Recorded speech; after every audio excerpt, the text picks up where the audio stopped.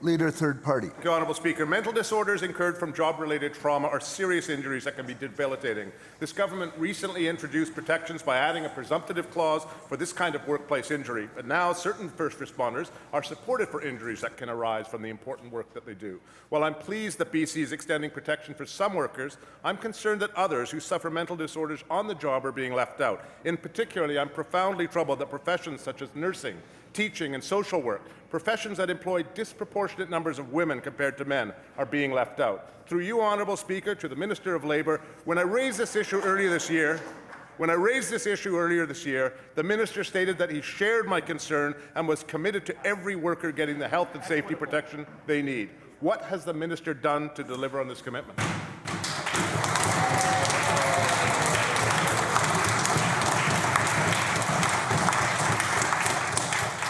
Minister of Labour.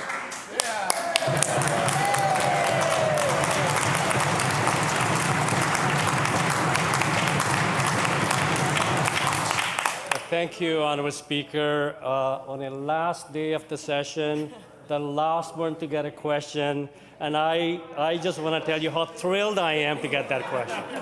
And I want to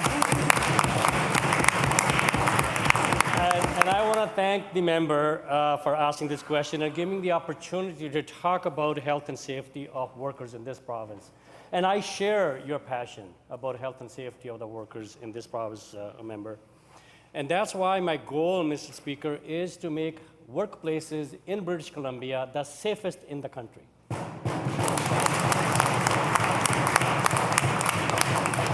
And you do that by having a strong preventative and training program so that we prevent injuries from happening in the first place.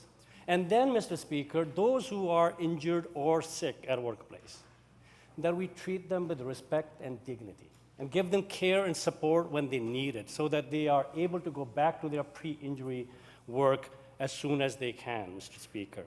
That's why we brought in Bill 9 to give protections to those workers who are first on the scene at a very dangerous and challenging situations.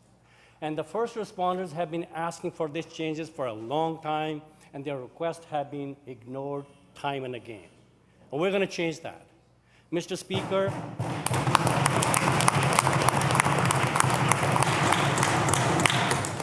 Mr. Speaker, I am considering expanding presumption to other groups of people.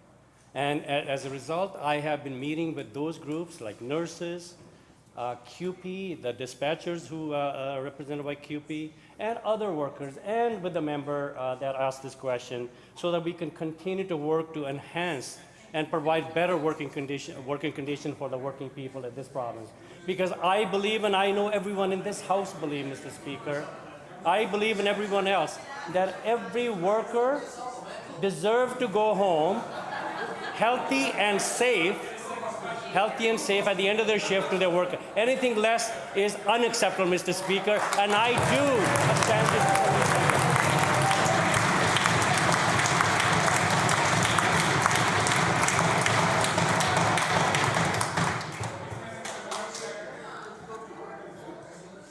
Leader, third party on a supplemental. Thank you, Honourable Speaker. I'm beginning to regret asking these questions these last few days.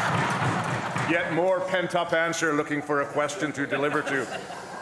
Honourable Speaker, I do have a supplemental. The supplemental is this. The Canadian Institute for Public Safety Research and Treatment at the University of Regina undertook research that found the percentage of 9/11 operators and dispatchers who suffer from post-traumatic disorder as a result of their work is comparable to those from police officers. But in BC, affected 9/11 operators and dispatchers continue to fight for treatment and compensation while struggling with work-related mental health disorders. We now have the tools to ensure that they get the coverage they need. Honourable Speaker, through you to the Minister of Labour.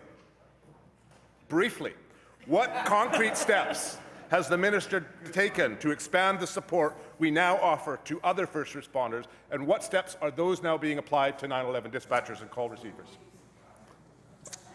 Minister of Labour. Mr. Speaker, you can never rebrief when you're talking about health and safety of working people in this province.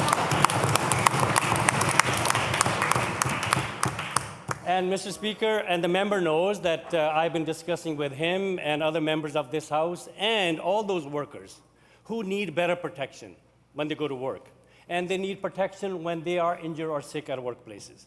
Mr. Speaker, first responders have been asking for these changes for a long time. In fact, my colleague, the member now of Social Development and Poverty Reduction, has put private members a bill in this House just asking for those changes, was ignored by the previous government. Mr. Speaker, UBCM 2016 passed a similar resolution, was ignored by this government. It doesn't surprise me, member, because if you watch for the last 16 years, the only time the members of that government stood up in this House to talk about workers was when they were ripping up their collective agreements, when they were eliminating injured workers' benefits, Mr. Speaker, or when they were cutting their health and safety protection, Mr. Speaker. We said that we will do things differently because workers know now that they have a government that respects them, government that value their work, Mr. Speaker. Thank you, Minister. You know, we have taken some steps, and more is coming, member, and everyone here, workers know that.